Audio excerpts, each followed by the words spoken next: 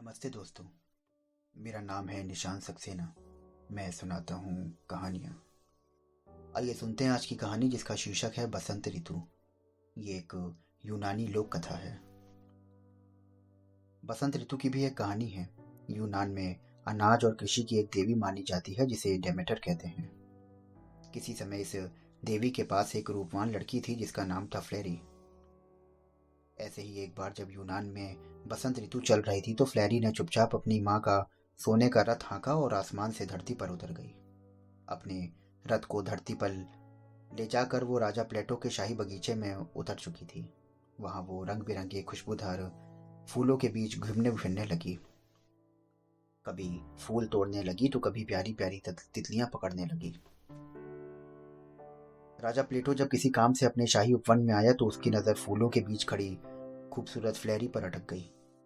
वो उस पर मोहित हो गया और अपने करीब से उसका अपहरण करने के लिए महल में ले गया। उसने उसके साथ चुपचाप विवाह भी रचा लिया।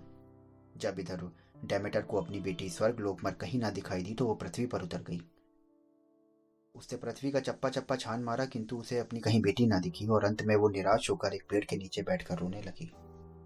जब सूर्य देवता ने डेमेटर को इस तरह रोते हुए देखा, तो उन्हें दया आ गई और उन्होंने उसकी बेटी का पता उसे बता दिया।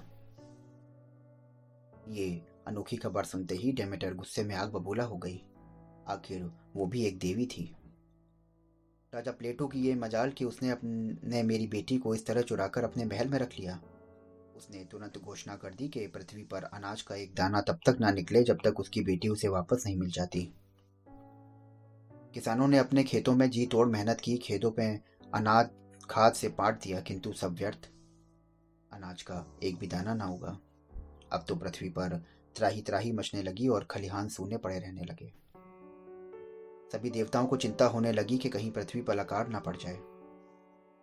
अंत में देवताओं ने कि राजा जुपिटर ने यह निश्चय किया कि वो शीघ्र ही इन दोनों में से कोई समझौता करा देगा, नहीं तो इस तरह तो पृथ्वी पूरी तरह से विनाश में पड़ जाएगी। लेकिन डेमेटर तो अभी भी अड़ी हुई थी कि जब तक उसे अपनी बेटी नहीं मिल जाती, वो पृथ्वी पर एक भी बीज नहीं फूटने देगी। इधर प्लेटो भी फ्लैरी को छोड़ना नहीं चाहता था। अंत में जुपिटर ने दोनों के बीच में एक समझौता कराया कि फ्लैरी 6 महीने राजा प्लेटो के पास रहेगी और 6 महीने अपने माँ के पास। फ्लैरी जब अपनी पति के पास होती तो बसंत ऋतु आ जाती है। फूल खिलकर महकने लगते हैं और वृक्षों पर कोयल की सुरीली आवाज सुनाई देने लगती है। जब 6 महीने के लिए वो अपनी प्यारी मारी माँ के पास जाती है, तो पृथ्वी पर पतझड़ आ जाता है। तो दोस्तों, ये थी आज की कहानी। आशा करता हूँ कि आपको ये कहानी बहुत पसंद आई होगी।